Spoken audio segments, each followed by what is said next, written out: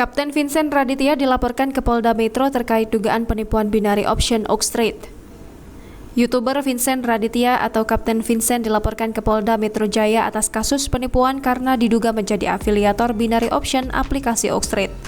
Kabid Humas Polda Metro Jaya, Kombes Endra Zulpan membenarkan soal Vincent dilaporkan ke Polda Metro Jaya.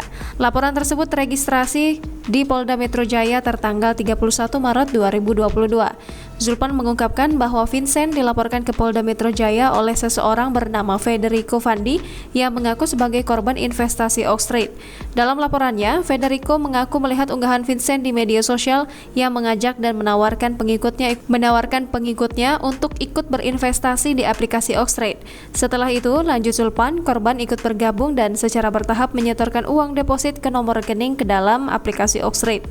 Atas dasar itu, korban melaporkan Vincent dengan pasal 28 ayat 1 Jungto, pasal 45 ayat 1, dan atau pasal 27 ayat 2 Jungto, pasal 45 ayat 2 Undang-Undang Nomor 19 Tahun 2016 tentang Informasi dan Transaksi Elektronik. Selain itu, Vincent juga dilaporkan dengan pasal 3, 5, dan 10 Undang-Undang Nomor 8 Tahun 2010 tentang Tindak Pidana Pencucian Uang dan atau pasal 378 Jungto, pasal 55 ayat 1 Kitab Undang-Undang Hukum Pidana. Zulpan menambahkan saat ini penyidik Direktorat Reserse Kriminal Khusus Polda Metro masih mempelajari laporan tersebut dan memeriksa sejumlah alat bukti yang dilampirkan pihak pelapor.